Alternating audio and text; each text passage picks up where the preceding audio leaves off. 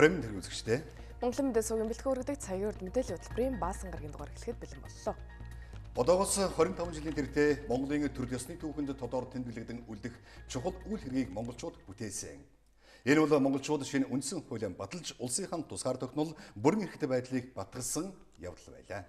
Шинэ үндсэн хуулийн төслийг улс орон даяар хэлэлцүүлэхэд 700 гаруй байгууллага хамтуулан 900 гаруй мянган хүн оролцож санал бодлоо илэрхийлж байжээ. Манай улс анхны үндсэн хуулиан 1924 онд баталсан байдаг. Үүнээс хойш хэд хэдэн удаа өөрчлөлт оруулж байжээ. Харин 1990 онд ардчлалын шин замыг сонгож, үндсэн хуулийн шинэ хуулийн төслийг боловсруулж, улмаар үндсэн хуулиа баталсан нь тусгаар тогтнолоо баттгсан, Монгол улсыг дэлхийн шинээр таниулсан үйл явдал байлаа. Түүхсөхүл үндсэн хуулийн төслийг улсын баг хурал анх хэлэлцүүлэхдээ их цаазын төсөл нэртэй оруулж байжээ. Хэлэлцүүлэг олон гишүүдийн байр суурь, үзэл бодлын хурц тэмцлийн дүнд болж өнгөрсөн байдаг. Зарим асуудлаар 7-оос 10 удаа санал хураалт явуулж байсан тохиолдолч гарч байжээ. Тухайлбал үндсэн хуулийн төслийн 3 дугаар бүлгийн 30 дугаар зүйлд ерөнхийлөгчөөр Монгол улсын 3-аас доош үеийн уугуул иргэнийг 4 жилийн хугацаагаар сонгоно гэсэн заалт дээр 11 удаа санал хураалт явуулж байжээ. Энэ хуралдаан хэлэлцүүлэг 1991 оны 11-р сарын 11-ээс 1992 оны 1-р сарын 25-ныг дуустал буюу 2 он дамжин үргэлжилсэн байдаг. Энэ үеэр тухайн үеийн ерөнхий сайд Бямбсүрэн өөрөө огцор хүртэл санал гаргаж олон эдрээтэй асуудал үүсч байжээ. Гэхдээ монголчууд түүхэн цаг үеийг бүтээж чадсан, мөн бид нэгдмэл гэдгийг дэлхийд дахин харуулсан үйл явдал болсон юм гэдгийг түүхчид онцолдог. Энэ өдрөөс эхлэн монголчуудын шинэ хөгжлийн зам эхэлсэн билээ.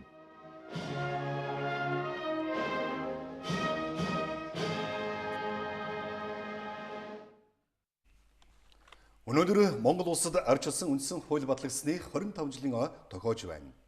Энэхүү түүхтэйг тохиолдуулан үндсэн хуулийг баталсан ардын их хурлын депутатууд улсын баг хурлын гишүүд төрийн ордонд шууллаа. Ардчлал хүний эрхийн дэлхийн нийтээр хүлээн зөвшөөрөгдсөн хэм хэмжээг тусгасан, улс орныхоо бүрэн эрх тусгаар тогтносон байдлыг бүрэн баталгаажуулсан, Монгол орны ирээд үнчийг заасан түүхэн ач холбогдолтой хууль бол 1992 онд баталсан Монгол улсын үндсэн хууль юм а. Үндсэн хууль бол Монголын нийт ард түмний оюун санааны хамтын бүтээл юм а гэж ардын их хурлын депутатууд онцолж байна.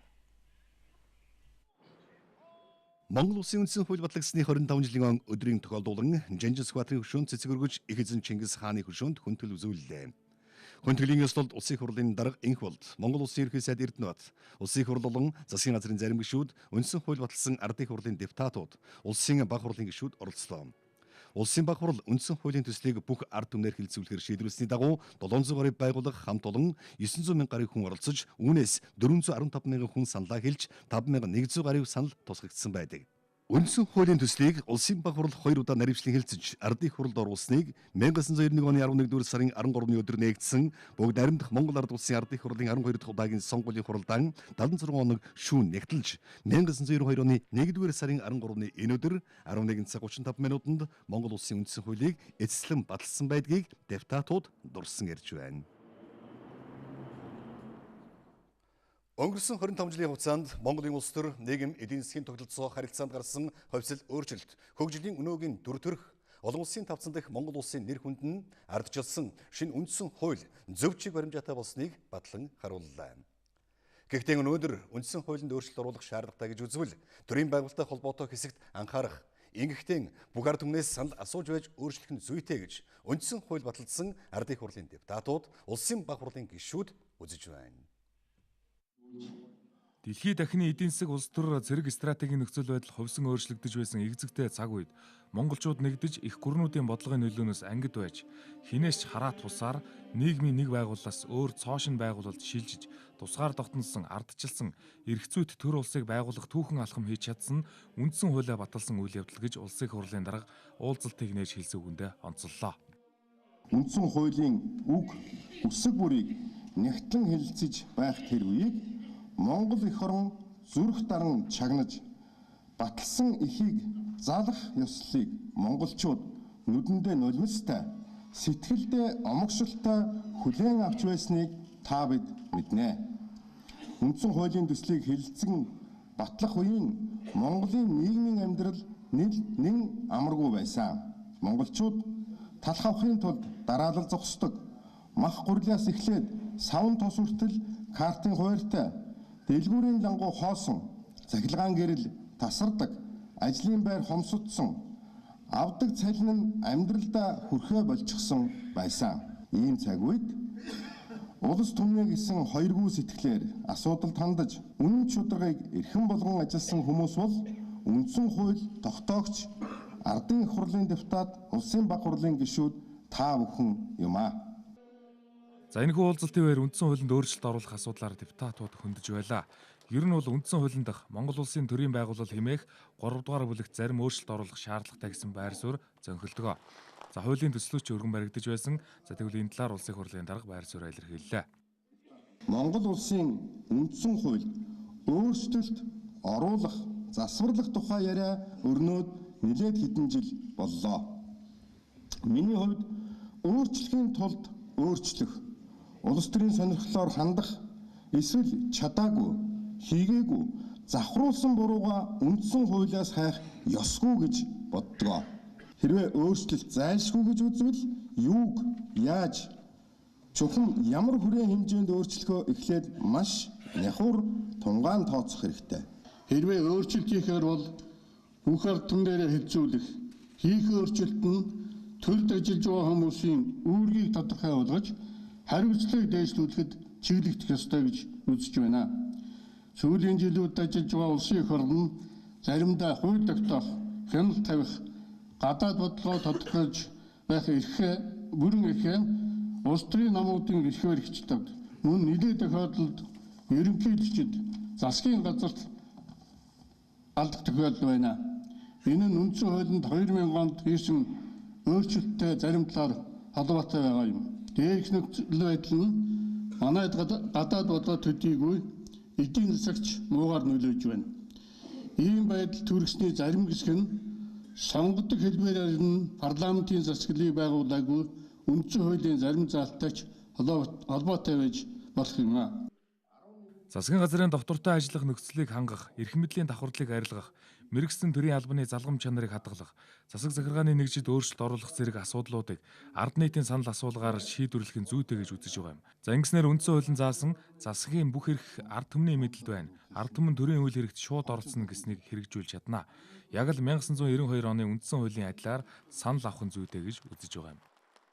Хуулийг 25 жилийн өмнө нийт ард түмнэр 3 сарын хугацаанд хэлэлцүүлж, сонгогчдын 75 орчим хувь нь оролцож 200 мянган санал авч засаг захиргаа нутаг дэвсгэр нэгж улс төрийн нам бүлгийн төлөөлөл бүхий 430 депутат 70 гаруй хоног хуралдаж хэлэлцэн баталсан учраас Монголын бүх ард түмний хүсэл эрмэлзлийг шингээсэн ард түмний хууль, улс орны хөгжлийн суур хууль, их орон, их хууль гэж ард түмэн эрдэмтэн мэргэд улс төр судлаач зүй ёсоор үнэлдэг билээ. Монгол улсын үндсэн хууль батлагдсаны 25 жилийн ойн баярын өдөр монголчууд та биз Аз, Европ, тэртээ холын Америк хүртэл алдарсан эзэнт Монгол бүрнийхээ их түүхээр бахархан омогшихын хамт хүний эрх, шудраг ёс, хууль зүйн төр олон ургач үзлийг баталгаажуулсан Монгол улсын үндсэн хуулиа дээдлж ирээдүйн хөгжингүй Монгол орны зохицлон байгуулах сэтгэлийн чин хүсэл эрмэлзлээр Монгол хүн болгон дүүрэн байхыг хүсэн өрөөж байна. Мэдлэг бол хүч. За иймд үндсэн хуулиа Монгол хүн бүр мэдэж авбал хууль хүчирхэг хэрэгжих боломж үрдэнэ. За үндсэн хуулиас үслэн дээдэлж айл өрх бүр нуус товчоо морин хуурийнхаа хамт хоймортой залж байх ёстой гэж боддгоо улсын их хурлын дарга хэлж байлаа. За мөн үндсэн хуулийг өвийн тухай хуультай болгох шаардлагатай гэж оролцогчид хэлж байна. Монгол улсын үндсэн хууль батлагдсны 25 жилийн зориулсан архивын баримтын үзэсгэлэнг төрийн ордонд нээлээ. Үзэсгэлэнгээс үндсэн хуулийн ач холбогдол 1992 онд үндсэн хуулийг баталж байсан үеийн үйл явц, ард түмний санал зэргийг иргэд олон нийт сонирхох боломж бүрдлээ.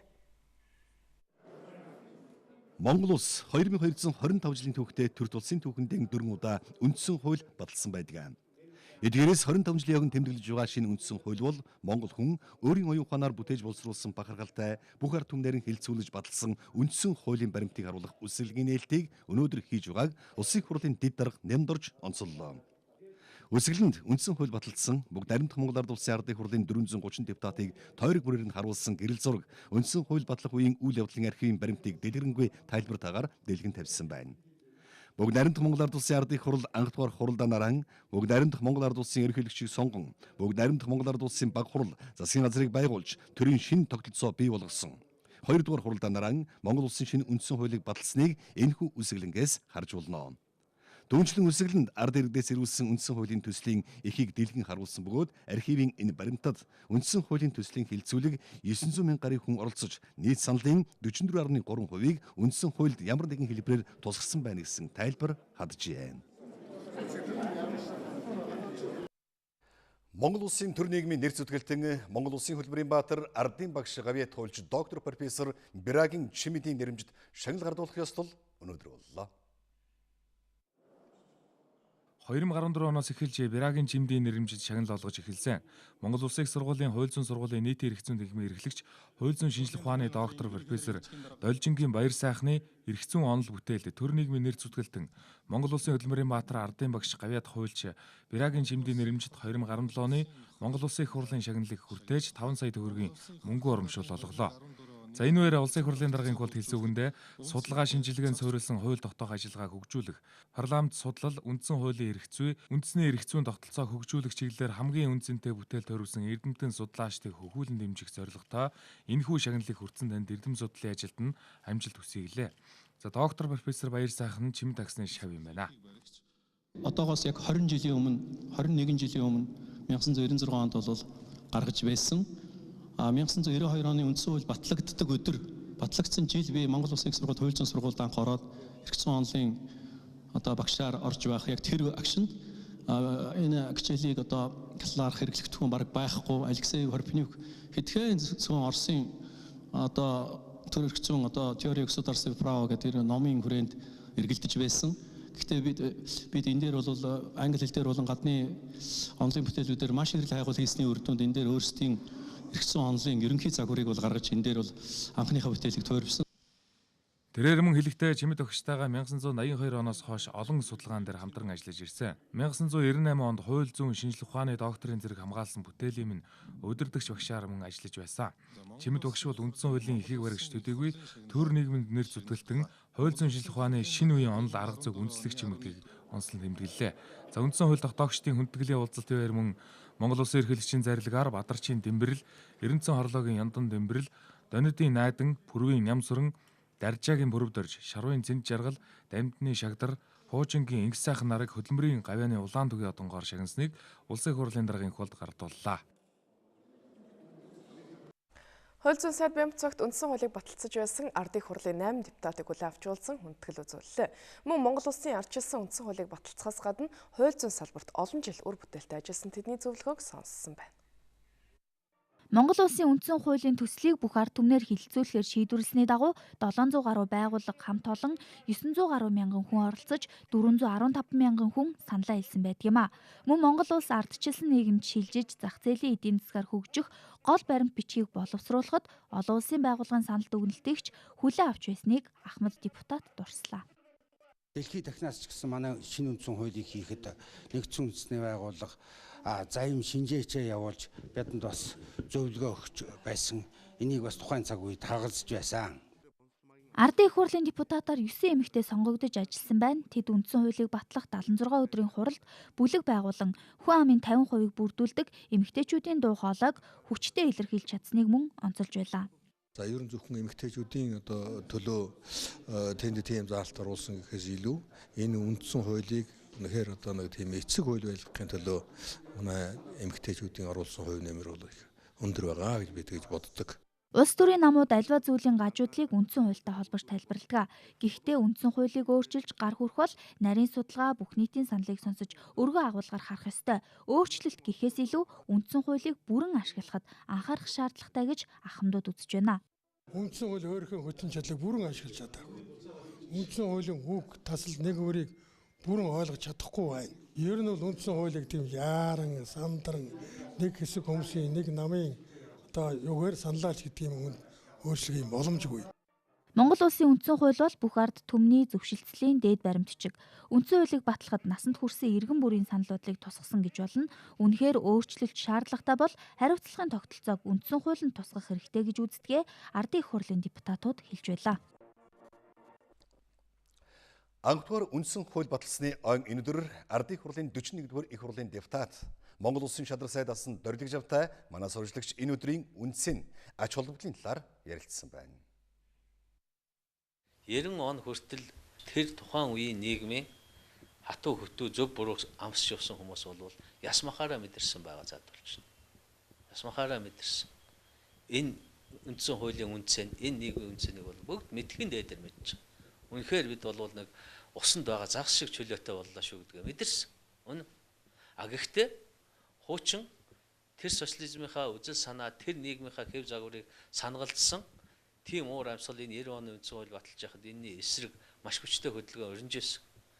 Би тэгээд тэр одоо цаг үеэрээ үе өөрчлөлтөд алга болсон байх гэж хэлж байдаг юм байна. Сая энэ Facebook, Twitter харж яхад л одоо хуучин нийгэмд хичнээн сайхан байлаа гэд тэрийг санагалдсан тийм байж л байна. Тухайн үед 281-ийн холбоо гарч ирэл энэ үндсэн хуулийг эсэргүүцээд энийг буцаан байрна тэргээл энэ Монголын өөрчлөлтийг эсэргүүцэл маш том хөдөлгөөн гарч л байсан. Тэр үед бол 281-ийн холбоо гэдэг нь ямар ч юм гэхээр 92 оны 8 сарын 1-нд Монгол төрийн эргэлт хийн гэсэн ийм төлөвлөгөөтэй тэр үеийн зөвлөлтөд улсын одоо тэр тусгай хүчнийхэнтэй холбоотой ийм хүчин байсан гэж тусгай алууд мэдээллээ гэж ерөнхий сайд бэмсрэн надад хэлж ирсэн. Үнэхээр ч 92 оны 8 сарын 10-нд зөвлөлтөд төрийн эргэлт гарсан. Манайхан бол дагаа зүйлээ хөдлөх гэж бэлдэж л байсан юм байл. Гэхдээ Аз болоход монголчууд бол тийм рүү халтраагүй. Зөвлөлтийн төрийн эргэлт бол 3 хоног тогтоод тэгээд эргээд нурсан шүү дээ. Үндсэн хууль бол ард түмний үзэл бодлын илэрхийлэл, ард түмний дээд шийдлийн одоо цогцлоор баримтчих байх хэрэгтэй. Тэр үднээсээ заавал ард түмний оролцоотой өөрчлөлт байх хэрэгтэй. Гэхдээ мэдээж ард түмэн хууль батлахгүй. Гэхдээ энэ үндсэн хуулинд судалж ирээд ийм 2-3 чиглэлээр өөрчлөлт хийх шаардлага байна гэдэг ямар зарчмаар өөрчлөлт хийх үү гэдгийг зайлшгүй ард түмнээс асуух хэрэгтэй. Тэгээ ард түмнээс асууж аваад тэгээ ийм зарчмаар өөрчлөлт хийсэн шүү гэдэг тэр асуулгынхаа дүнгээр мэрэгжлийн хуульчид хүмүүс суугаад өөрчлөлтийнхаа одоо загварыг гаргаад тэгээд дахиад ард түмнээрээ хэлэлцүүлээд мэрэгжлийн хүмүүсээр хэлэлцүүлээд ингээд одоо тэгээд их хурлаараа орж одоо батлагдах ёстой юм байна. Цагаар төлбөрийнхөө эхний хэсэгт Монгол улсын үндсэн хууль батлагдсны 25 жилийн ой зориулсан багц мэдээлэлс та бүхэнд хүргэлээ. Одоо зарим үйл явдлыг товчхон мэдээллээр хүлээн авах. Нийслэлийн эмнэлгүүдэд хүүхдийн орны тоог нэмэгдүүлэхээр холбогдох байгууллагууд ажиллаж байгаа юм байна. Нийслэлийн хэмжээнд энэ оны 1-р сарын 9-ний байдлаар амбулаторийн 98980 гаруй үзлэг хийгдсэн байна. Үүнээс томуу төс төвчтэй 9870 гаруй тохиолдол онцлогджээ. Нийт өвчлөгчдийн 77%-ийг ёсвэрлэх насны хүүхдүүд эзэлж, нийт орны ачаалал 16.4%-аар нэмэгдсэн байна.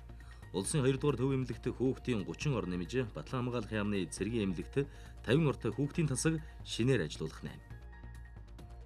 Томуу төс төвчний дэгдэлтийг бууруулахын тулд засгийн газраас 5 хүртэлх насны хүүхдийн асар хамгаалагчдад цалинтай чөлөө олгох шийдвэр гаргасан. Энэ сарын 2-ны өдрөөс 3-р сарын 1-ний өдрийн хүртэлх хугацаанд амьсгалын замын цочмог томуу төс төвчнөр өвчлсөн 5 хүртэлх насны хүүхдэд асарсан ажил хөдөлмөр эрхэлж байгаа их эцэг асар хамгаалагчид цалинтай чөлөө олгохыг ажил олгогчдод даалгаад байгаа юм. Хэрвээ хүүхдээ эмнэлэг цагсан бол тухайн эмнэлгээс эмнэлгийн хуудас авч ажил олгогчтой өгөх ёстой. Гэрээр асарсан бол өрхийн эмчээс магадлалаа бичүүлж ажил олгогчтой өгөх юм байна. Ингэснээр цалинтай чөлөөнд хамрагдах боломжтой болох нэ. Бог малын мялзан өвчнөөр Монгол бүхэн гөрөөс өвчилж ихээр хорогдож байгаа учраас шадар сайтын тушаалаар байгаль орчин аялал жуулчлалын яам мэрэгжлийн хяналт онцгой байдлын байгууллага Дэлхийн байгаль хамгаалах сан хүн сүд аж ахуйн хөнгө үйлдвэрийн яамны мэрэгжилтнүүд эрдэмтэн судлаачдыг оролцуулсан ажлын хэсгийг байгуулахар боллоо. Тус ажлын хэсэг бог малын халдварт мялзан өвчний тархалтыг тасдан зогсоох, бусад туурайтан амьтдад халдварлахгүй байх арга хэмжээ авах, ариутгал халдваргүйжүүлэлтийн ажлыг зохион байгуулах юм байна. Улаанбаатар дулааны сүлжээ компани энэ зун хэрэглэгчдийн халуун усыг таслахгүйгээр урсгал засварыг хийхээр болжээ. Мөн барилгуудын дулаан алдагдлыг бууруулах болон орон сууцны барилгын дулааныг метр квадратаар төлдөг байсныг тоолуурын систем шилжүүлэн ажил харуулжээ. Хөтөлбөрийн дараагийн хэсэгт анхаарлаа хандуулна уу? 2016 оны байдлаар улсын хэмжээнд дохоор өвчлсөн 2026 тохиолдол илрээд байгаа юм. Үүний ард 400-аас 500 гаруй хүн нуугдмал амьдарч байна гэсэн тооцоо бий. Тэгвэл дохон илрүүлэлтийг нэмэгдүүлэх, өвчлсөн хүнийг ялгуурлан гадуурхахгүй байх талаар нэгдсэн үндэсний байгууллагын ээлж зөвлөмж гарсан байна. Энэ зөвлөмжөнд 4 асуудлыг хүндсэн байна. Дохоор өвчлсөн иргэдийн 60 гаруй хувь нь 20-34 насны залуучууд байгаа нь сэтгэл түгшээж байгаа юм. Хэдийгээр иргэд дохын шинжилгээг үн төлбөргүй өгөх боломжтой байдаг ч тэр бүр хандахгүй байна. Тиймээс илрүүлэлтийг нэмэгдүүлэхийн тулд иргэдийг мэдээлэлээр хангах нь чухал байгааг мэргэжилтнүүд тодтоглоо. Бид нар бол анхаарах тулгымцсан асуудал юу вэ гэхээр энэ нийт хүн амын мөн тэрэн дундаа залуучууд өсвөр үеийн энэ насны залуучуудын дунд эрүүл мэндийн боловсролыг маш сайн дэвшүүлэх ёстой. Жоохон хүүхэд гэж боддог тэр хүүчин охин чинь аль хэзээ одоос хойш сувгаас буруу мэдээлэл авсан юм явж ах вэ? Энийг зөв чиглүүлэхэд өдөр тутам хамтарч харьцаж байгаа энэ гэр бүлийн нөлөө за тэгээ сургууль орчны нөлөө бол хамгийн чухал. Түүнчлэн дохын илрүүлэлтийг нэмэгдүүлэхийн тулд зорилтод бүлэгт анхаарлаа хандуулж тандалт судалгаа хийн шинжилгээнд хамруулах шаардлагатай юм а. Тэгэхээр бол хэдийхэн халдвар маань албадан юм уу ямар нэгэн байдлаар бол илэрхгүй юм а. Хүмүүс сайн дурын үндсэн дээр өөрөө хүсээд өөрөө зөвшөөрөөд ирсэн шинжилгээ бол өөрөө үр дүнтэй байна гэдгийг энэ дээрээс харуулах ийм зүйл байна. Нэгдсэн үндэсний байгууллагын хүний эрхийн зөвлөлөөс дохын асуудлаар 2017-оос 2019 онд хэрэгжүүлэх 4 зөвлөмж гаргасан. Үүний нэг нь дохоор өвчлсөн хүний эрхийн асуудал ялгарлан гадуурхахтай холбоотой юм. Халдвартай хүнд одоо энэ нүгээр үйлчлүүлэгч гэдэг юм уу эмнэлгийн эрүүл мэндийн байгууллагын үйлчлэгээ хэр ээлтэй байна вэ гэдэг энэ өөрөө бас асуудал. Ийм хүмүүсийг авч ажилуулж байгаа. За тусламж дэмжлэг үзүүлж байгаа энэ байдал нь хэрвээ гэх юм бол бас л бид нар хууль эрх зүйн хүрээнд нь авч судлах. За дээр нь энэ алдартай хүмүүс үзүүлж байгаа тусламж үйлчлэгээний чанарын асуудал, үйлчлэгээ хэр ээлтэй вэ гэдэг дээр бид нар ярих шаардлага байна үгүй байгаа. Манай улсад илэрч байгаа дохын тохиолдлууд бэлгийн харьцаанаас халдварсан байдгийг эмч мэргэжилтнүүд хэлж байна. Автотээврийн болон өөрөө явагч хэрэгслийг эзэмшиж байгаа хувь хүн хуулийн этгээд алдан татвар төлөх үүрэгтэй.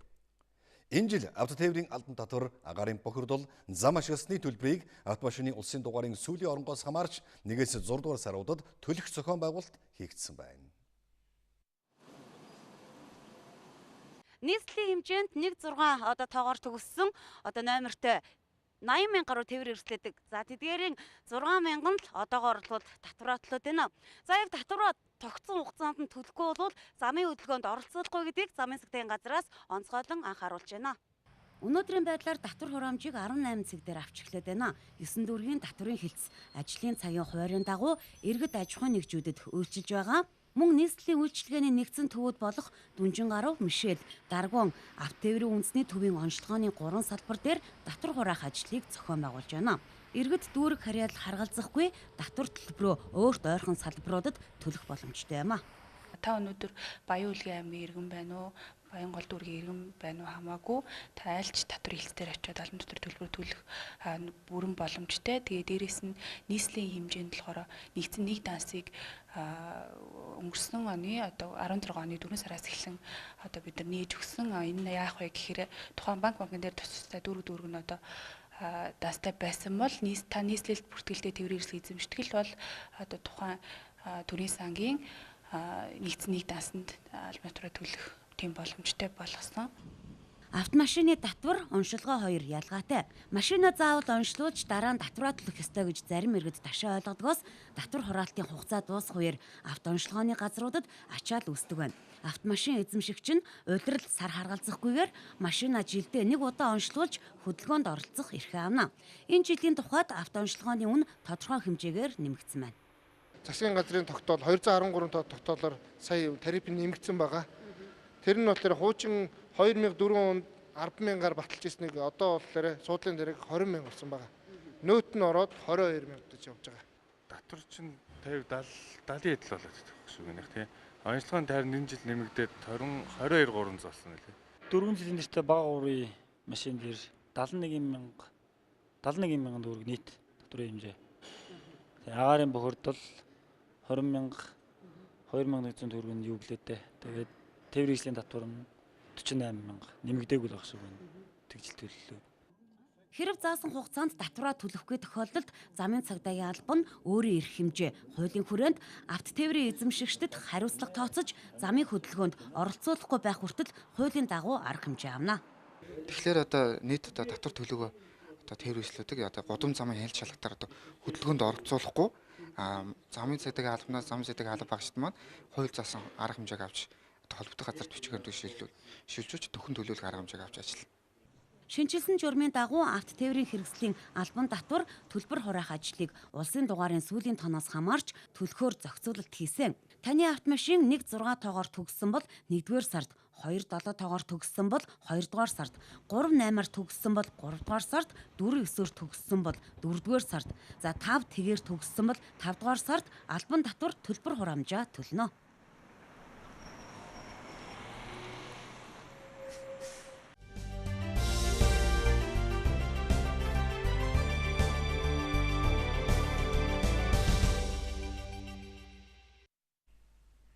Бидэнтэй хамт байгаа үзэгчдэнд баярлалаа. Цахилгааны аргаар гэрийнхэн дулааны асуудлыг шийдэх олон нөхцөл боломж байгааг аж ахуйн нэгжүүдтэй танилцуулж байна. Гэхдээ хэн нэгний бизнесийг дэмжихгүй хамгийн гол нь Монгол орон тохирсон чанарын шаардлага хангасан байх ёстой гэдгийг ерөнхий сайд үйлдвэр эрхлэгчдэд сануулсан. Энэ стандарт шаардлагыг хангуул цахилгаан халаагуурын үнийг хөнгөлөх улмаар лизингээр олгох талаар ярилцаж байгаач мөн хэлсэн юм а. Худалдаа аж үйлдвэрийн танхимд цахилгаан халаагуурын үзэсгэлэн гарсан үзэсгэлэн тавигдсан төхөөрөмжүүдийн дундаж үнэ нь 1-ээс 3 сая төгрөгийн үнэтэй байна. Тухайлбал зохион бүтээгч инженер богино хугацаанд халдаг шингэнийг зохион бүтээжээ. Тэрээр хямд өртгөөр том зай талбайг халаана мөн цахилгаан баг зарцуулна гэдгийг онцолж байлаа. Энэ шингэнийг улмаар цааш нь одоо энэ юунаас дэд үсцээс алслагдсан газруудад одоо барьж байгаа хэдэн давхар барилга байсан ч болно. Тэнд одоо ашиглах юм бол нэгдүгээр хөлднө гэж яахгүй, хоёрдугаар тэр халаалтаа эрчим хүчээр хэмнэ, гуравдугаар цэвэр ус хэмнээд явчихна. Ийм ач холбогдлолтой. Тэгээ энийг бол жилээс жилд одоо хэрэглэгчид одоо маш хөргөн хэмжээгээр хэрэгжилж байгаа. Одоо ингэж байгаа 169 мянган өрх айлыг оройн 9 цагаас өглөөний 6 цаг хүртэл тэглэнэ гэж ярьж байгаа. Энэ дээр болох тэр нэг өрхөд хоногдож байгаа ахуйн хэрэглээг үдтээс 2 киловаттаар л 2 киловаттаар та илүү гарах юм бол нөгөө шугам шилжээний ус шугам маань одоо гэмтэх аюултай. Тийм учраас бид үстэй хамгийн хямдхан зардлаар л биш тэ өнөөдөр ийм одоо цахилгаан халаагууруудыг биш тэ бүтээж хийж байна. Энэ мэт маш олон төрлийн бүтээгдэхүүн байна. Хамгийн гол нь иргэдийн хэрэгцээг хангасан байх нь чухлаа гэдгийг ерөнхий сайд сануулж байгаа юм. Өөрөөр хэлбэл нэг хүн нэг санаа шин төсөл бариад түүнийгээ дэмжүүлэх гээд сайд дарга нарын үүдийг сахихтаа гол биш. Монголын үйлдвэрлэгчид, судлаачид бүгд нийлээд хамгийн сайн технологиг гаргаад ирвэл төрийн зүгээс дэмжихэд бэлэн байна гэсэн уриалгыг гаргасан. Ойрын хэдэн жил агаарын бохирдол утааг багасгах нь зарим хүний хувьд бизнес болж харагддаг болсон. Үйлдвэрлэж байгаа бүтээгдэхүүнийхээ эд анги болгоноор нь тус нь үйлдвэрлэгдэгч байдаг ч юм уу. Ингээд нэг бие бинийгээ дэмжсэн одоо ийм үйлдвэрлэлийг бий болгоод тэр нь маш үр ашигтайгаар иргэдэд одоо бас худалдаж авахсныхаа дараагаар маш их өндөр хэмжээний үр ашиг үзүүлдэг. Ийм бас техник тоног төхөөрөмж үйлдвэрлэл илүү бас үр дүнтэй байх магадлалтай шүү. Энэ дулаан үйлдвэрлэлийн техникийн төв гэдэг энэ юмыг бол ямар ч байсан хэд хэдэн газар бол байгуулад иргэд тэндээс мэдээлэл авдаг. Энэ болцоог нь бол бүрдүүлж өгсөн илүү дээр байж магадгүй юм байна. Энийг нь бол харин төр бүрдүүлж өгье гэсэн ийм санаа бол аваа сууж шүү. За нийслэл өнөөдрийн байдлаар цахилгаан хөнгөлтийг идэх боломжгүй, тог цахилгаантай холбогдоогүй 6,000 өрх байна. Тэднийх нь хөдөө орон нутгаас шилжиж ирсэн амжиргааны дэвшин доогуур хүмүүс байдаг. Улаанбаатар дулаан сүлжээ компаниас 2017 онд 2000 айлыг нь цахилгаантай холбох төлөвлөгөөг эхний удаад гаргажээ. Өнгөрсөн жил гихтэл улсын хэмжээнд 60 мянган хүүхэд цэцэрлэггүй үлдэж байсан. Гэтэл улсын комисс хүлээгээд авчихсан 240 хүүхдийн цэцэрлэг хүүхдээ хүлээж авч чадалгүй 2 жил болж байна. 1600 айл амьдардаг буян тухай 2 хорооллын цэцэрлэг чухам яагаад ажиллахгүй байгааг ер нь энэ жил хүүхэд хүлээж авах эсэхийг бид тодруулсан юм аа. Урангой 3 настай шинэ байранд орсноос хойш цэцэрлэг нь холдсон учраас өнгөрсөн жил цэцэрлэгт яваагүй. Гэртээ өвлийг өнгөрүүлсэн. Шинэ цэцэрлэгийнхээ зүг өдөр бүр харж 9 сарын 1-нд ээжтэйгээ хөтөлцөөд очно гэж мөрөөдсөөр. Буян тухай 2 хороолол хотын төвөөс 20 орчим километр аслагдсан байрлалд оршдог. Өнөөдөр энд 1600 айл амьдарч байгаа. Айл бүр нэг хүүхэдтэйгээ тооцвол энд 1000 гаруй хүүхэд амьдарч байна гэсэн үг юм а. Гэтэл өнөөдөр тэдэнд явах цэцэрлэг байхгүй. Биднийг сурвалжлснаас хойш бүтэн 5 сар өнгөрчээ. Буян тухай цэцэрлэгийн байрлал ашиглалтанд ороогүй хэвээр. Өнгөрсөн хичээлийн жилд цэцэрлэгийн насны 280 мянган хүүхдээс 60 мянган хүүхэд цэцэрлэгт орж чадалгүй гэртээ хоцорсон байх юм а. Цэцэрлэггүй жаалуудыг харахаар эцэг эхийнх нь аль нэг нь заавал гэртээ үлдэх шаардлагатай болдгийг эцэг эхчүүд учирлаж байлаа. Бид нэр одоо гэртээ би ялангуяа хүүхдээ хараад гэртээ одоо байж байна. Тэгээд ганц хүний орлогоор ингээд энэ чинь цэцэрлэгээл хурдан асуудлыг шийдүүлмээр байна. Нэг нь ажил бол тэгэл амьдрал одоо ямар байгаа вүлээ.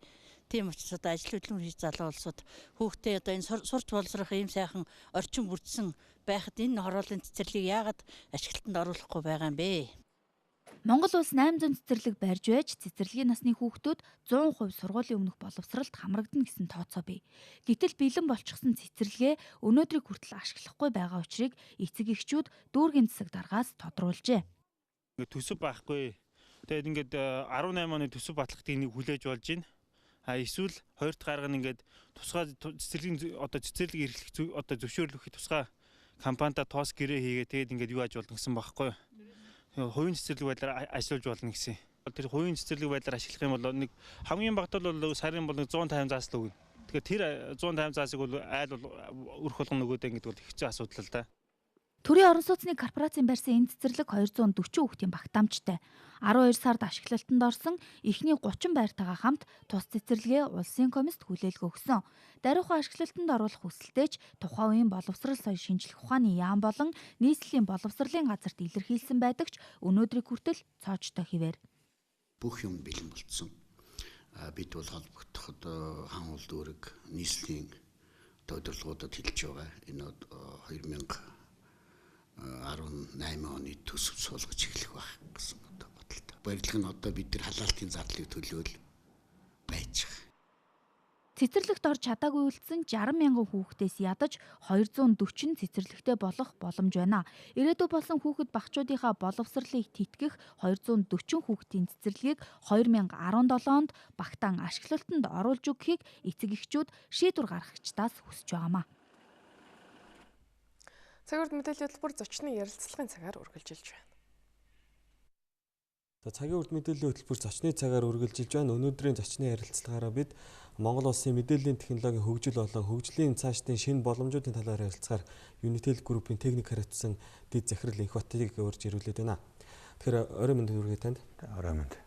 Өнөөдрийн сэдвэр бол одоо Монгол улсад бол одоогийн байдлаар газар зүйн нөхцөл байдлаас хамаарат одоо энэ интернет хэрэглээний хүртээмж юу нь ямар байна гэж та үзэж байна? Энэ салбарт ажилладаг хүний хувьд. Тий. Яг Монгол улс маань өөрөө нэг том газар нутагтай бас орон нутг руу төрсөн хүн амын одоо нэгтгэжл багтай байдаг шүү дээ, тий. Тийм учраас яг өнөөгийн байдалд бол Монгол улс Улаанбаатар хотын 200 гаруй мянган өрх айлтал руу шилэн кабель орсон. Гэр хороол бол аймгийн төвүүд суманд амьдарж байгаа өрхийн хэрэглээний айлууд гэртээ интернет авах боломж бол маш бага.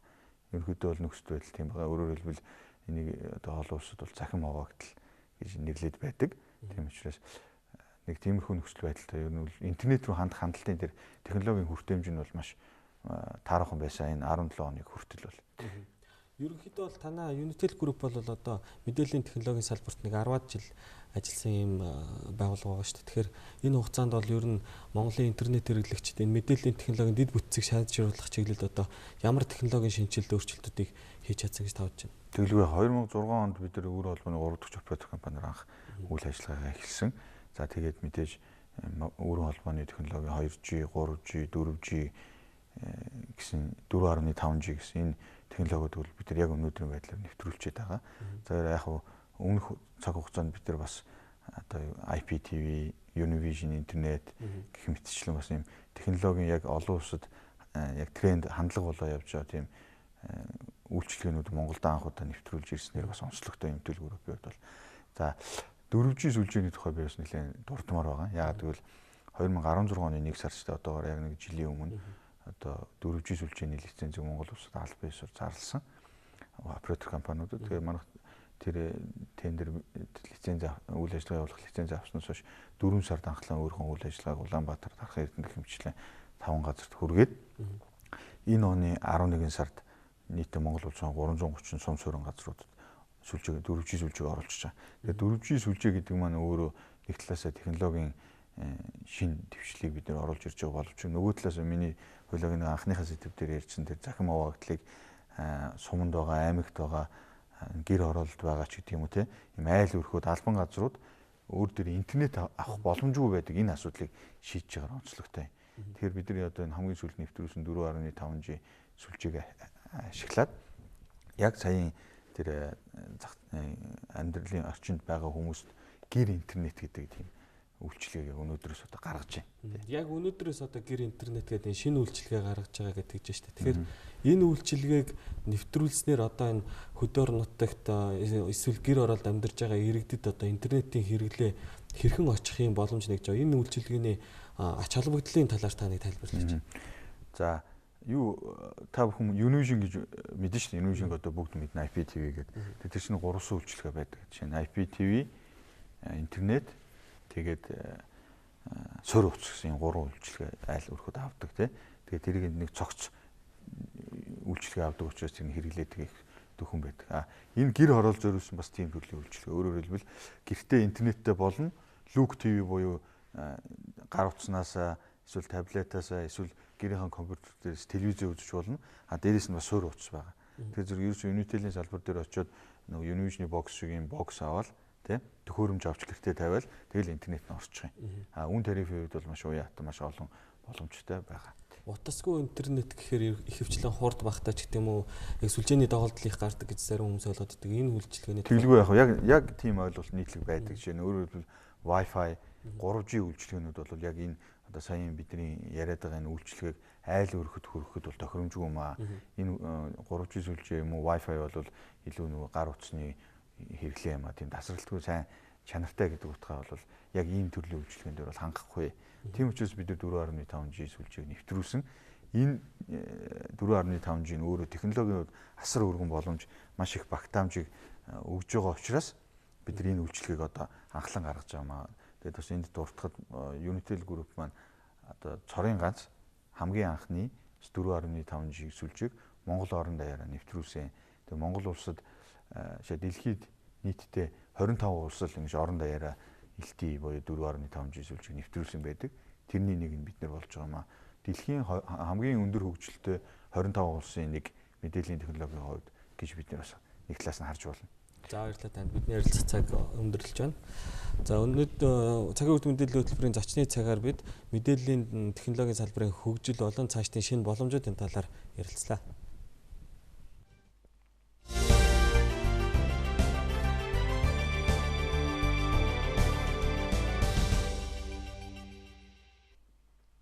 Хүмүүжтэй бид та бүхэнд өнөөдөр бэлтгэсэн дотоод үйл явдлын мэдээллийг хүргэлээ. Үргэлжлүүлэн хэлийн чондох мэдээлэлд анхаарлаа хандуулна. Оройн төргийн үзэгчдэд дэлхийн мэдээ танилцуулъя. Америк нэгдсэн улс 2014 онд Оросын холбооны улс Кримийн хойгийг өөртөө нэгтгэж авсантай холбогдуулж зүүн Европод тогтоон барих арга хэрэгслээ нэмэгдүүлэх зорилгоор Польш улсад олон мянган цэрэг нэмж байршуулж байгааг олон улсын хэвлэлүүд онцолж байна. Польшид цэрэг оруулж байгаа нь Барак Обамагийн Оросын холбооны улсаас болгоомжлж байгаа НАТО дох холбоотон улс орнуудаа тайвшруулах зорилготой алхам гэж өрөндийн шинжээчд бас дүгнэлт хийсэн байна. Энэ нь сүүлийн 10 гаруй жилд Америк нэгдсэн улс Европын нутаг дахь цэргийн хүчин чадлаа хамгийн олон бүрэлдэхүүнээр бэхжүүлж байгаа явдлаа гэж олон улсын хүрээнд бас харж байна.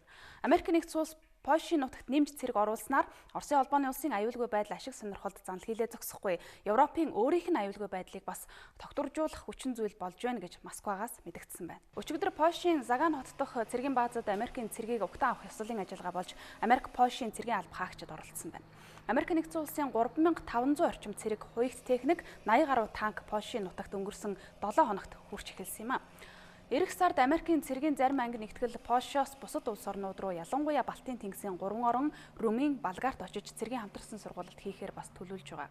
Үүнээс гадна НАТО 4000 бие бүрэлдэхүүнтэй олон улсын анги нэгтгэлээ энэ хавар Польш болон Балтийн тэнгисийн улс орнуудад байршуулахаар бас төлөвлөж байгаа юм байна. Харин өчигдөр Оросын холбооны улсын ерөнхийлөгчийн хэвлэлийн төлөөлөгч Дмитрий Песков Америк нэгдсэн улс болон НАТОгийн эдгээр үйлдэл нь Оросын холбооны улсын ашиг сонирхол болоод аюулгүй байдалд занал хийлж байна гэсэн мэдээлэл хийсэн байна. Оросын албаны улсын Батлан хамгаалах яам өнгөрсөн 10 дугаар сард цөмийн зэвсэгтэй хүчин чадалтай баллистик пуужингаа Калининград хот руу бас шилжүүлэн байршуулж байгаа гэдгээ бас мэдгдсэн юм. Цэргийн шинжээчдийн хувьд бол Оросын холбооны улс, Америк нэгдсэн улс болон НАТОгийн улс орнуудыг тогтоон барих зорилгоор баруун бүс нутгуудаа цэргийн өргөн бүрэлдэхүүнтэй сургуулалт хийхээр төлөвлөж байж магадгүй гэсэн таамгийг энэ үеэр дэвшүүлж байна. Оросын албаны улс болон Япон улсын засгийн газар эрчим хүчний хамтын ажиллагааны төлөвлөгөө гаргахаар тохирлоо. Орос Японы засгийн газрын сайднаар өнгөрсөн сард Япон улсад төрийн айлчлал хийсэн Оросын албаны улсын ерөнхийлөгч Владимир Путиний айлчлалын үеэр гарын үсэг зурсан эрчим хүчний гэрээ хэлэлцээрийг хэрэгжүүлэх асуудлаар ажлын төлөвлөгөөг эх 3 дугаар сарын сүүл гэхэд гаргахаар тохирсон байна. Өчигдөр энэ асуудлаар Оросын албаны улсын эрчим хүчний сайд Александр Новак, Японы эдийн засаг хамтын ажиллагааны сайд Хирошиге Секо нар Москва хотноо уулзалт хэлэлцээ хийж энэ тохиролцоонд хүрсэн байна.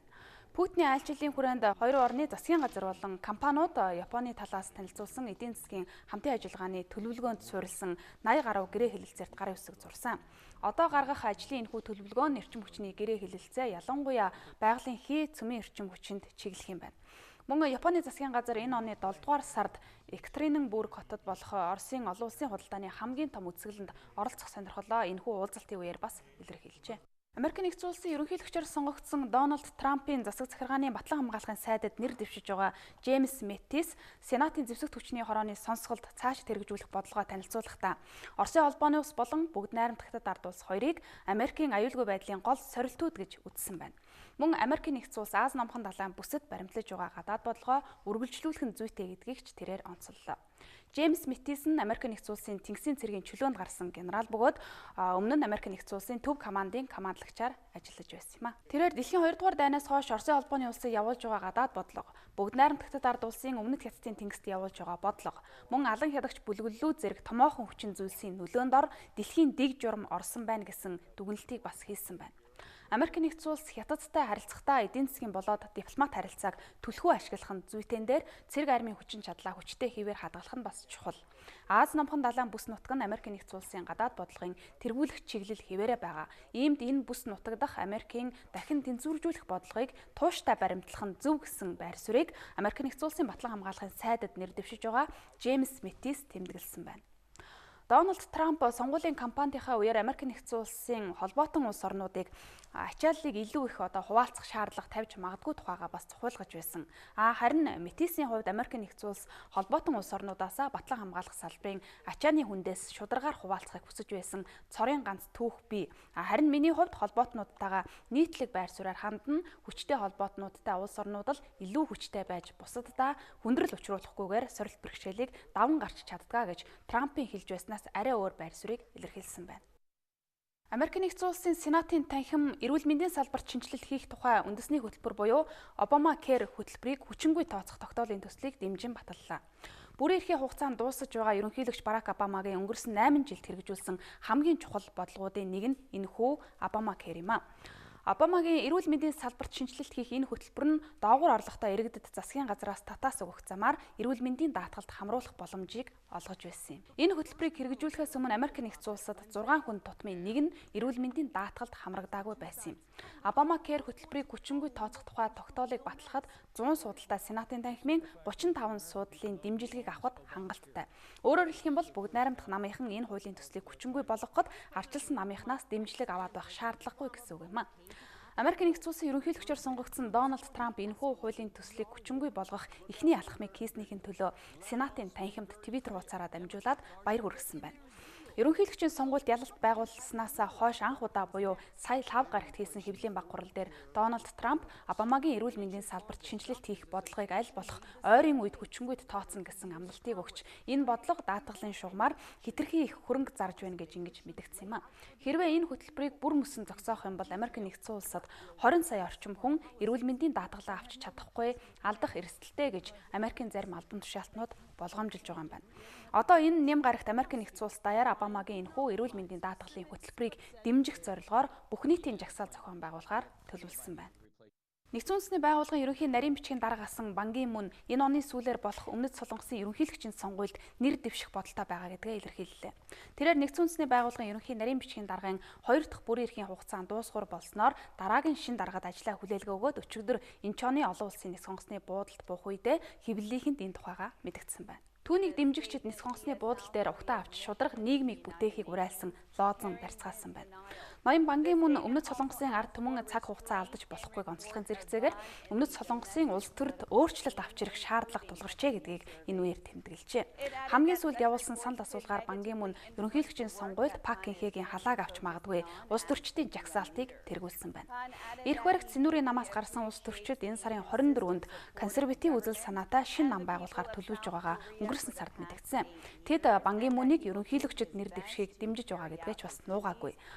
Гэхдээ Өмнөд Солонгосын сөрөг хүчний гол намын гишүүд Бан Ки Мун хэрвээ ерөнхийлөгчд нэр дэвшиж улс төрийн өрсөлдөөнд орох юм бол түүний нэр хүнд унах магадлалтайг анхааруулсаар байгаамаа. Тэдний энэ байр суурь бол магадгүй Бан Ки Мун Нэгдсэн үндэсний байгууллагыг нэр төртөөгөр удирдсан тэр ирчээрээ Өмнөд Солонгосын төрийн эрхийг нэг их төвөггүй авахыг гэсэн болгоомжлолтой холбоотой ч гэж зарим улс төрийн судлаачид таамаг дүгнэлтээ гаргасан байна. Америкийн нэгдсэн улсын бүрэн эрхийн хугацаанд дуусаж байгаа ерөнхийлөгч Барак Обама 8 жил өөртөө хамт хүчин зүтгэж ах トゥ мэт болсон гэгддэг дэд ерөнхийлөгч Жо Байдныг Америкийн төрийн хамгийн нэр хүндтэй дээд шагнал болох эрх чөлөөний одонгоор шагнасан байна. Америкийн нэгдсэн улсын ерөнхийлөгч Барак Обама 8 жилийн хугацаанд дэд ерөнхийлөгчөөр нь ажилласан Жозеф Байдныг Америкийн түүхэн дэх хамгийн шилдэг дэд ерөнхийлөгч байсан хэмээн тодорхойлж, түүний хөдөлмөр зүтгэлийг өндрөөрүүлэн Америкийн нэгдсэн улсын төрийн дээд одон медалаар шагнаж байгаагаа гинэт мэдэгдсэн юм а. Өөрт нь төрийн дээд шагналыг олгон чинээ бодоогүй зогссон дэд ерөнхийлөгч Жо Байден төрийн энэ хүндтэй шагналыг хүртээх болсныг мэдэгдэхэд сэтгэл нь маш их хөдлөж нулимс унгасан байна.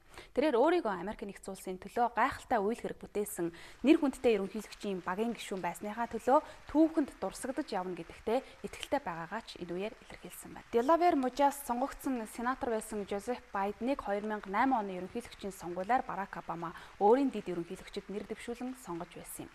Барак Обама Жо Байденаар ирэх баасан гарагт ерөнхийлөгч дэд ерөнхийлөгчийн албан тушаалаас бууж дараагийн засаг захиргаанд эрх мэдлээ шилжүүлэх юм а.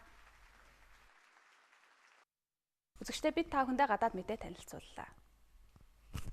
Үзэгчтэй хүмүүст спортын ертөнцид өрнөж байгаа үйл явдлын мэдээллээс хүлээмнэ. Орон төргийн дэлхийн болон Монголын спортын ертөнцийн сүүлийн үеийн үйл амьдралын мэдээлэлээр бэлтгэн үзүүлдэг спортын мэдээ эхэлж байна. Эрхэм үзэгч та бүхэн 7 хоногийн басан гарагийн спортын мэдээ сурвалжлага хүлээн авч үзнэ. Монголын боксын 2017 оны насан туршид улсын аварга шалгаруулах тэмцээн өнгөрсөн мягмар гарагт гарагаа эхэлсэн билээ. Өнөөдөр тус тэмцээний аваргын алтан медалийн төлөө тоглох тамирчдын нэрс тодорлоо.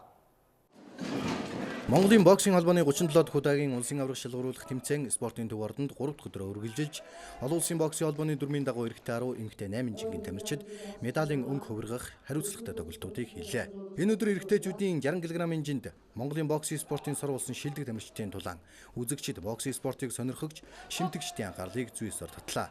60 кг-ын жинд шилдэг дөрөвт Рио 2016 Олимпийн хүрэл медальт Монгол улсын гавьяа тамирчин Отхон Далай, Рио 2016 Олимпийн 5 дугаар гарын шагналт олон улсын хэмжээний мастер Цэндбаатар, Монголын боксing ертөнцид 21 жилийг зарцуулсан энэ цаг үеийн шилдэг ширээн байлетэн Отхон Жулууны Батхүү нар болон Хангард клубын залуу тамирчин Пүрв Сүрэн нар шалгараад байлаа.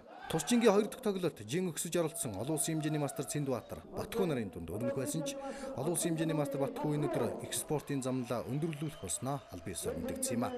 Олон улсын хэмжээний мастер Батхүү эхний раунд тулалдаж хулмаар Монголын боксing залгамж халаавалсан өнөө цаг үеийн шилдэг залуу тамирчин Олимпийн наадмын шагналт 5 дугаар байрын эзэн Цэндбаатар дүүдэйн хүү амжилтыг өрөөж цаашид Монгол улсынхаа боксing спортод дасгалжуулагчийн замналаар хүчин зүтгэх болсноо илэрхийлсэн юм а. Одоо сэндэний мастер Отхон Жулууны Батхүү Эргэн дээр гарч ирсэн 97 онд 1997 онд Олимпийн гараа гэдэг байдаг шин нэрэмжт хүүхдэд тэмцээнд 36 кг тэмцээнд орж алтан медаль авч боксийн гарааг эхэлж ирсэн.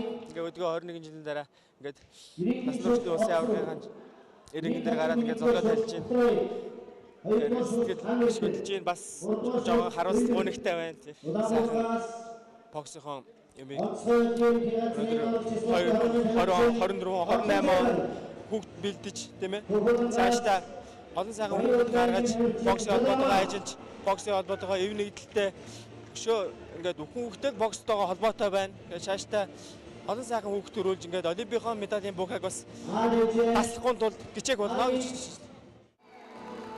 1996 оноос их спортын замналаа эхлүүлж 2005 онд Монголын боксын спортод 10 жил тасраад байсан Аз тивийн аврах шалгаруулах тэмцээний медалийг эх орондоо авчирч байсан Түүхэн Гавьяатай олон улсын хэмжээний мастер Отхон чулууны Батхүү Инхүү их спорт рингендээ сөхрмөргөж спортын замналаа өндөрлүүлсэн бол Монгол улсын гавьяа тамирчин цолтоогоор анх удаа рингенд гарсан Рио 2016 Олимпийн хөрөл медальт хэлчийн спорт орооны тамирчин Дорж Нимбугийн Утхан далай Хангард клубын тамирчин Пүрвсрэнг 5 тэгээр илүүрхэн ялж улсын аврах шалгаруулах тэмцээнд 12 дахь удаага финалцсан юм а. Ингэснээр эрэгтэйчүүдийн 60 кг-ийн жинд маргааш Олимпийн наадмын хөрөл медальт Монгол улсын гавьяа тамирчин Отхон далай Олимпийн наадмын шагналтай 5 дугаар байрын эзэн олон улсын хэмжээний мастер Цэндүү Батар нар аврагын алтан медалийн төлөө туралдахаар шалгараад байна. Манай залуун залуусан залуу тамирчид бас маш мундаг байна. Улсын аврах шалгаруулах тэмцээнээр нь дэвшүүлсэн залуу тамирчидтай маш ихтэй наа. Спортын мэдээ эх орны нийс дөрөнсөн спортын томоохон үйл явдлын мэдээлэлээр үзэгч та бүхэнд хүргэж хүрч байна. 100 буудал таамын 2017 оны насан туршидын улсын аврах шалгаруулах тэмцээний хагас шигшээ тэмцээн өнөөдөр эхэллээ. Монголын даамын холбооны 100 буудал таамын 2017 оны улсын аврах шалгаруулах хагас шигшээ тэмцээн өнөөдөр Монгол улсын боловсролын их сургуулийн төв байранд эхэллээ. Улсын аврах шалгаруулах тэмцээнд даамын спортын олон улсын их мастер Дөдийн Эрдэнэлэг, Арвжирийн Манлай, Отхон баярын төвшин болд, Мөнхбаатарын Нэм Жаргал, Дэлхийн даамын холбооны мастер Цогтбаатарын Цүхбат, Бат Дэлгэрийн Нандин цэцэг нарын тэргүүтэй хот өдөөгийн 180 гаруй дамжид оюун ухаанаас орж байна. За улсын аврах шалгаруулах хагас шигшээ тэмцээнээс шалгарсан эрэгтэй 8, эмэгтэй 8 шилдэг дамжчин цаашид олон улсын болон Монгол улсын чансаа өндөр шилдэг дамжтын тэмцээнд оролцох эрхтэй болно. Энэ оны 4-р сард Үзбекистан улсын Ташкент тутна Аз ТV аврах шалгаруулах тэмцээн болох бол Монголын даамын холбооны 2-р чатны улсын аврах шалгаруулах тэмцээн 5-р сард Улаанбаатар хотод болох үлээ. Энэ тэмцээний үр дүн нь бол 4-р сард Үзбекистаны Ташкент хотод зохиогдох Азийн аврах шалгаруулах тэмцээний тэмцээнд оролцох тамирчдыг шалгаруулахад бол бас нөлөөлнө. 100 буудал даамын 2017 оны улсын аврах шалгаруулах хагас шигшээ тэмцээнд Дэлхийн даамын холбооны мастер цолтой 5, олон улсын мастер цолтой 4, спортын мастер цолтой 20, дэд мастер цолтой 30 гаруй дамжид оролцож байна. Тэмцээний насны ангиллал нээлттэй зохиогдож байгаа бөгөөд Улаанбаатар хотын дүүргүүд болон Хөдөө орон нутгийн 16 аймгийн баг тамирчид 3 өдрийн турш өрсөлдөж тэмцээний аваргууд ирэх нэм гарагт тодорно. Шинэ оны эхээр гарагаа эхэлсэн Дакар ралли уралдаан хүргэлжилж байна. Энэ уралдааны 10 дахь гараа болж тамирчид 651 км замд хурцсарлоо. Дакар ралли 2017 уралдааны 10 дугаар гарааны мотоциклийн төрөлд Испани тамирчин Honda Oгийн гишүүн Juan Barria de Bort тэргүүллээ. Түүний хувьд уралдааны замаа 5 цаг 49 минут 45 секундын хугацаанд туулсан бол энэ уралдааны 4 дугуйтын төрөлд Орос улбаны улсын тамирчин Yamaha Oгийн гишүүн Сергей Карьякин тэргүүллээ. Түүний хувьд 10 дугаар гарааны уралдааны замаа 6 цаг 52 минут 43 секундын хугацаанд туулсан байна. Тэрээр 10 гарааны дараа энэ төрөлдөө энэ уралдааныг манлайлж байгаа юм а. Jeep автомашины ангиралд Францын тамирчдын бүрэлдэхүүнтэй Францын Peugeot-гийн төрүүллээ. Тэдний хувьд уралдааны замаа 4 цаг 47 минутын хугацаанд туулжээ. Тэгвэл энэ уралдааны ачааны автомашины ангилалд Орос улбаны улсын КамАЗ-гийн төрүүлж 10 дугаар гараанд аваргаллаа. За энэ багийн бүрэлдэхүүнд Орос улбаны улсын тамирчин Эдуард Николаев, Евгений Яковлев, Владимир Рибаков нар уралдаж байгаа юм а. Ингэснээр Дакар ралли 2017 уралдааныг 10 гарааны дараа ачааны автомашины ангилалд тэд тэргүүлж эхэллээ. Хилийн чанад дөрөнсөн спортын бус үйл явдлын мэдээлэлээс үзэгч та бүхэндээ өргөжлүүлэн хүргэе. Хойд Америкийн үндэсний хоккейн лигийн тэмцээн болон Америкийн үндэсний сагсан бөмбөгийн албаны энэ удирдлийн тойргийн тоглолтод үргэлжлэж байгаа бол сагсан бөмбөгийн Евролигийн тэмцээний ээлжид тойргийн тоглолт боллоо. Сагсан бөмбөгийн Евролигийн тэмцээний 17 дугаар тойргийн тоглолтууд боллоо. Энэ тойргийн тоглолтод Испани Барселона Грекийн Олимпиакс клубын багтаа уулзраа таарч 2-ын тоглолт Испани Барселонагийн талбайд боллоо. Энэ тоглолт 69-67-гийн харьцаатаагаар өртөө 2 хоног зэрэгтэйгээр Грекийн Олимпиакс багийн онцлоор өндөрлсөн байна. Энэ тоглолтод Барселона багаас Райс 15, Томич 12 оноо авч 9 удаа самбраас бөмбөг авсан статистик үзүүлэлтээр багийнхнаа тэргүүлжээ. Харин тэдний өрсөлдөгч энэ тоглолтод зочдын тоглоод ялалт байгуулсан Грекийн Олимпиакс клубын багаас Принтез 16 оноо авч 9 удаа самбраас бөмбөг авсан үзүүлэлтээр багийнхнаа оноогоор тэргүүлжээ. Тэдний багаас Лоджески 11 оноо авсан байна.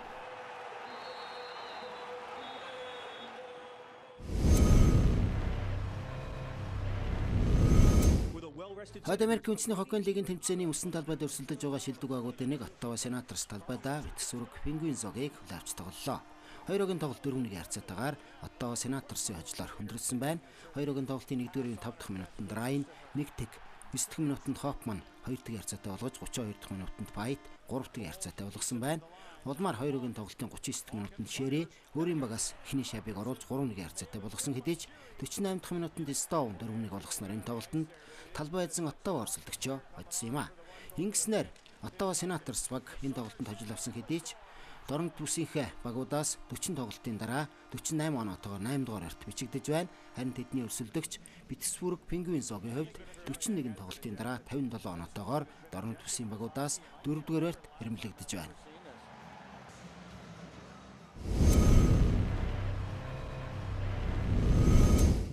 Монголын хөнгө атлетик холбооноос 2017 онд үндсэн 4 чиглэлээр ажиллахаар болжээ. Хурал семинар, сургалт, гадаад харилцаа, уралдаан тэмцээн гэсэн үйл ажиллагаануудаар шинэ оны үндсэн чиглэлээ тодорхойлсон тус холбооны шинэ улирлын тэмцээнүүд эх 4-р сард эхэлнэ. Харин хөнгө атлетикийн томоохон бүтээн байгуулалтуулах шинэ дартаан замын ажил 5-р сарын сүүлчээр дуусч ашиглалтанд орохоор болжээ. Дотооддоо олон улсын чанартай болон улс хот нэрмжтгээд нийтдээ 20 гаруй тэмцээн зохион байгуулахаар болсон бол хэдийн чандад болох тэмцээнүүдээс Лондон 2017 хөнгө атлетикийн дэлхийн аваргын тэмцээн, ТV аварга шалгуулах тэмцээнүүдэд хөнгө атлетикийн тамирчдаа, марафоны тамирчдаа тус оролцуулахаар төлөвлөжээ. Бид өнөөдөр Монголын хөнгө атлетикийн холбооны ерөнхий нэрийн бичгийн дарга Монголын үндэсний олимпийн академийн ерөнхийлөгчөөс энэ талаар мэдээлэл авч Монголын үндэсний олимпийн академиас шинэ онд ямар томоохон ажил хийж хэрэгжүүлэх талаар тодорхойлсон юм а. Нэг сараас өсвөлээд бид нар одоо дүүрэг болгоны одоо аймгийн болон дүүргүүдийн олимпийн танхимуудын удирдлага арга зүйчдийн чуулганыг зохион байгуулах төлөвлөж байна. За ер нь олимпизмыг одоо сүсч дэлгэрэх бол мэдээж хэрэг олимпийн зөвлөл, олимпийн танхим, за дээр нь одоо манай олимпийн хороо бол хамтаас нэгт ажиллах үүрэг оролттой үр дүнтэй байдаг. Үүний зэрэгцээ бол мэдээж олимпийн актив бол бас судалгаа эрдэм шилжээний чиглэлийн ажлыг нэлээд хийх юм одоо үүрэгтэй. Энэ чиглэлээр бас залуу судлаачдын бэлдэх асуудал. Дээр нь одоо бид энэ олон улсын хурал зөвлөгөө, ялангуяа одоо 4 сард бол хөгжлийн спорт өнөө баяр идэв гэсэн олон улсын форумыг зохион байгуулах төлөвлөж байгаа.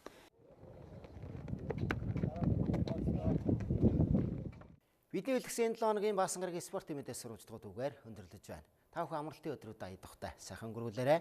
Монголын мэдээ сувгийн спортын албаны хорон бүтээлчид ирэх амралтын өдрүүдэд спортын төв ордны А танхим зохион байгуулагдах бокс 2017 оны насан туршидаа улсын аварга шалгуулах тэмцээний аваргын алтан медалийн төлөөх шигшээ тулаануудыг 2 өдрийн турш 14 цагаас эхлэн шууд хамжуулан үзүүлэх болно.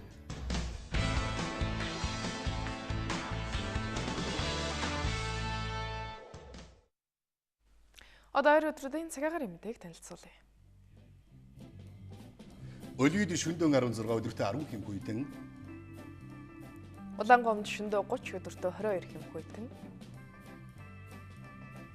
Ховдод шөнөдөө 20 өдөртөө 12 хэмхүйдэн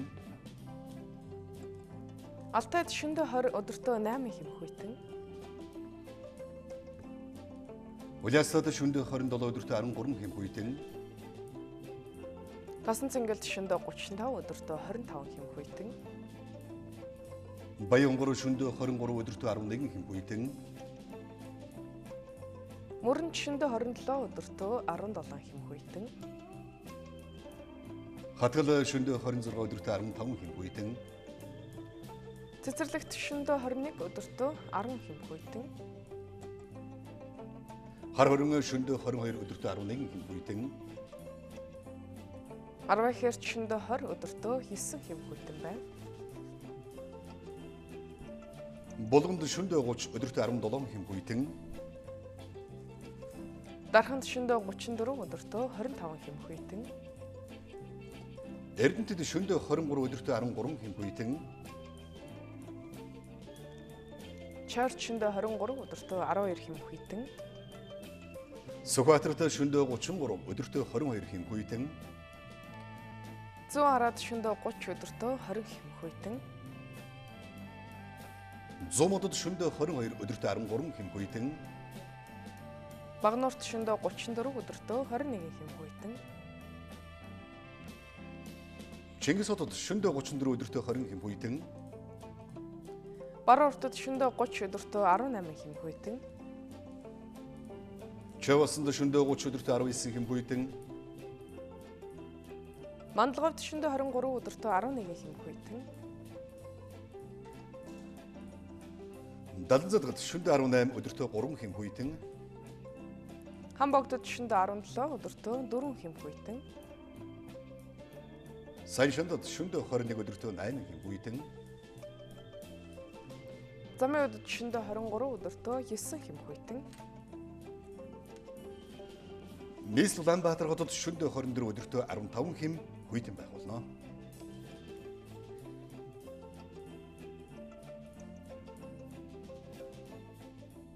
Эрхэм үзэгчдээ бид та бүхэнд цагийн хүрдэн тэлэг хэлбэхөн баасан гарагийн дугаараа үзүүллээ. Анхаарлаа хандуулан авч ирсэн та бүхэнд баярлалаа. Амралтын өдрүүд айдахтай сайхан өнгөрүүлээрэй. Баярлалаа үзэгчдээ.